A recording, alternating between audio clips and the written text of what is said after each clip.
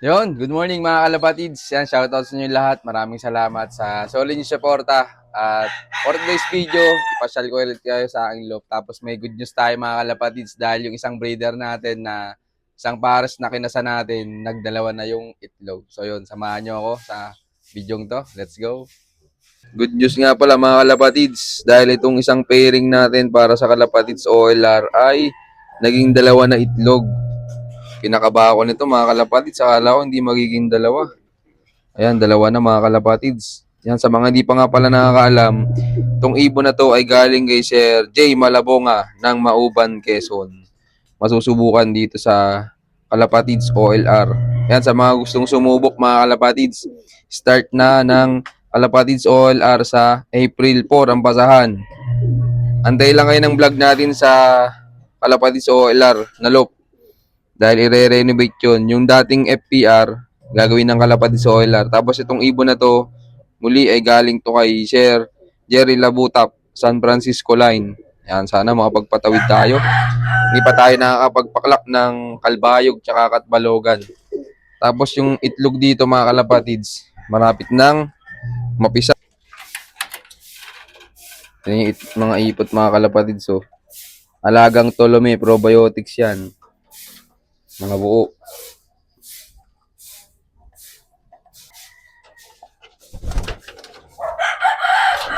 Na nagkrakrak na mga kalapatids. So, malapit na to. Yan siguro yung tunay na itlog nila. Ito yung dun sa Peter Van de Merwe. Ganito itlog talaga lagi oh. Pabilog. Tingnan yung pagkakaiba. Mas malaki itong kay Peter Van de Merwe, no? Tsaka sa Norbert Serin. Itong itlog na to, galing to dito sa dalawang to. Gift bird dyan sa atin ni RRJ Lop ng Sariaya, Quezon. Tara, punta naman tayo sa ating Flyers Lop at nagwawala na to sila. So yun, welcome ulit sa 1 Arturo Lop. Ayan na sila mga kalapatids, parorondahin natin. Tapos syempre, nakapaglinis na tayo kanina. Tapos bad news mga kalapatids. Leg ang tama natin sa pooling. Pang 12 place tayo mga kalapatids, aray ko. Siguro sali na lang tayo sa pan-race mga kalapatids, no? Tignan nyo mga kalapatids, so. Gaganda ng condition nan mga kalapatids. Tapos, today is Thursday. Magpapainom tayo ng Tolome na 5-in-1. Teka, paliparin muna natin to sila mga kalapatids. Alpasan natin kahit hindi nakakalipad. Uti-uti naman napitik na sila. Yan natin kung sino pipitik. Oh, yun oh. Diretso no. Yung iba. Yung malalakas loob. Ayaw pa ng iba yun. Mga natatakot pa. Sa Sunday mga kalapatids, bubunutin na natin yung pang 8 flight nila. Ayun si Pula, oh. Hindi pa rin naalis si Pula. Ayun.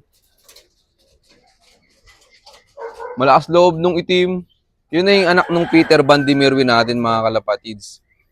Dalawa yun sila. Isang clutch. Tingnan nyo naman, para si Tim. Ang tapang ng dugo ng Peter Van de Merwe. Tapos, pinahiram natin yun sa tropa sa Santa Cruz. Lagi ding itim yung anak. Yung kulay. No. Malakas loob nung itim. Abangan nyo yan sa North Race, mga kalapatids. I-update ko kayo lagi. Yan. Asahan nyo na lagi yung pagpasyal ko dito sa inyo sa aking munting loop. Yan. Para hindi kayo maumay sa mga palop visit. Dito naman tayo sa sarili kong loop. Tapos sabi ng mga ibang tropa, baka daw wala. Bali, nakakaano na to. 3 days na to mga kalapatids. Sa 7 days, check na natin yung itlog kung may similya. Titignan natin kung sinong tatama kung meron o wala. Sino kaya makakatanggap ng munting regalo galing kay Juan Arturo. Tapos, andito pa rin yung atin. Nagpiti ka na mga kalapatids. So, ayan na. Ayan na. Ayan na. Ayan o. Ayun pala soft color oh. Ang daming nadaan mga kalapatids. May mga nagtos na tropa. Ayan, nagpitikan na lahat mga kalapatids. Oh, panis. Ito, inakay natin to. Palilipat lang natin, oh. Kaya, engot-engot pa. Ito, naronda na to eh. Tinatamad lang magtodo effort sa paglipad. Mga gupit yung pakpak eh. Ito, galing to kay Kuya Jericho Dio Cruz, mga kalapatids. Ay, pumitik na oh. Kahit hirap, no? Nagpupumilit sila. Hindi, magandang bagay yan sa kanila na maikli yung backpack para todo yung pagpagaspas nila. Sana naman walang madisgrasya. Ayan, nagkalat na mga kalapatids. So, kanya-kanya sila ngayon. Pero dati, bago kayo sila putulan ng mga pakpak, nagro-groupings na yun sila. Oh, pagulo oh.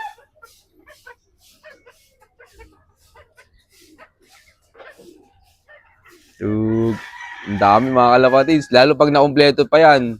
May parating pa tayong dalawa sa Kabuyaw, sa Cavite ay 4. 6 na ibon pa mga kalapatids ang darating. Pero yung pamimilian natin doon, yung iba, ikakarga natin sa Kalapatids OLR. Ayun, may white flight mga kalapatids. So, hindi sa atin tong isa. Ayun, hindi sa atin to. Hindi natin kung sasama sa ibon natin.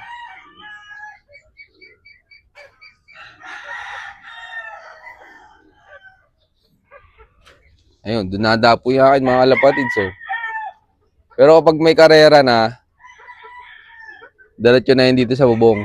Sana. Pero nung last South race, diretso sa bubong ng kanilang lobe. Sana sa North race ganun din. So yun mga kalapatids, mamaya na lang sa pagpapakain. Tapos syempre, magtetempla tayo ng Tolome 5-in-1. Let's go. So yun, nandito na muli tayo sa ating munting loop, sa 1 Arturo loop. Tapos nakaredy na yung ating panglinis ng patuka at yung ating pahiwagang pangtakal. Siyempre yung pakainan naka-ready na din. Tapos ayun sila mga kalapatids, mga ganado pa. At puti naman at hindi nawawala yung dalawa nating bagong lipat. Tapos ito siyempre, habang nasa labas sila, magtatakal na tayo ng kalapatid speeds. Tapos siyempre, dating gawi, 7 kalahating takal dahil may bago si Pula. Ikakarga natin yan sa susunod. 1, 2, 3, 4, 5, 6, 7. Gawa ni Pula, hindi na malis. Kaya ikakarga na lang natin siya sa Sabado para makuwi sa tunay na may-ari. Ayun si Pulo. Tamang hinguto pa. Ayan, nakaredy na yung kanilang pakain. Tawagin na natin sila. Ayan na, babaan na.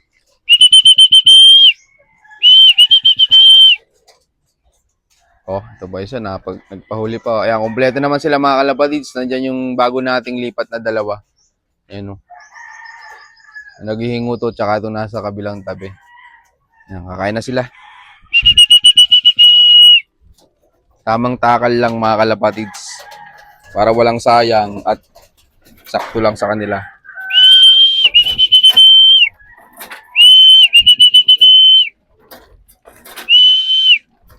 Tapos habang bata pa, gamitan nyo sila ng stick para hindi kayo nahihirapan sa karera.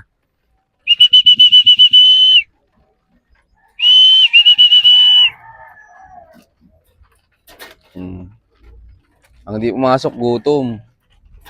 Sarap panoodin mga kalapatids pag ganyang aganado kumain, no? Oh.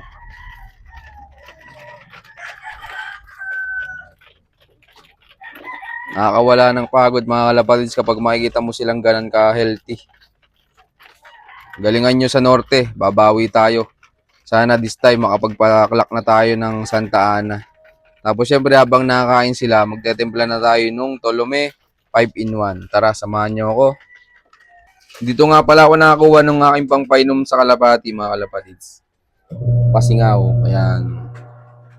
Kapag gagamit kayo ng Tolome, yan ay painom nyo. Tsaka sa mga ibang supplements na inahalo nyo sa tubig, magpasingaw kayo. Kasi wala dito ng poso, magigib pa kayo. Pag yan, pasisingawin nyo lang. So yun, magtimpla muna tayo ng Tulome. Ito na siya mga kalapatids. Ang Tulome 5 in 1. Shout out kay Sir Ariel Salazar. Bap, thank you sa 5 in 1. Ito ang subok na ng lahat. Ikaw bahala mga kalapatids kung 2 times a week, 1 time a week. Ako, 2 beses sa linggo. Pero pag nasa training na ako nito mga kalapatids, 1 beses na lang to. Ngayon lang habang wala pang training. Gutom na yung ating panlaban sa summer race. So, gutom na tuloy. Uhaw na. Sinusundo na tayo. Yan. Tapos ito rin pala, gamit natin sa mga breeder. Stock bird. Sa lahat. Kung anong binibigay natin sa young bird, yun din yung sa ating breeder at sa stock loop. Painamin muna natin sila mga kalapatids. Ano nyo mga kalapatids sa Eid. Di ba?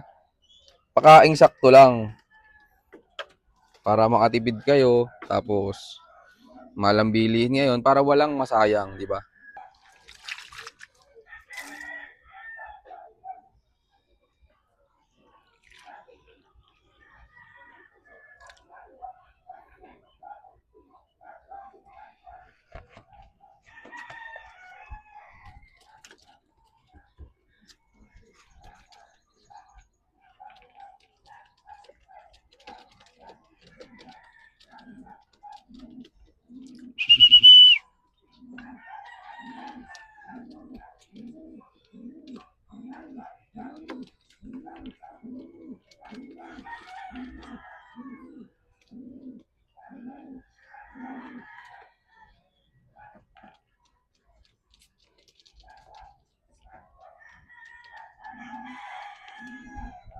So yun, maraming salamat sa solid yung suporta mga kalapatids. At abangan nyo pa yung mga susunod nating pa-video dito sa aking loop. Tapos syempre, abangan nyo pa rin yung mga pa-loop visit natin. Hindi naman mawawala yun mga kalapatids. Dinagdag ko lang tong ating pagpasyal dito sa sarili kong loop. So yun, salamat mga kalapatids. At shoutout muli sa Kalapatids Feeds at sa ating Tulome Probiotics at sa 5 in 1. Tapos sana suportahan natin mga kalapatids yung nalalapit na Kalapatids OLR. So yun lang naman mga kalapatids. Keep watching and God bless you all. Thank you.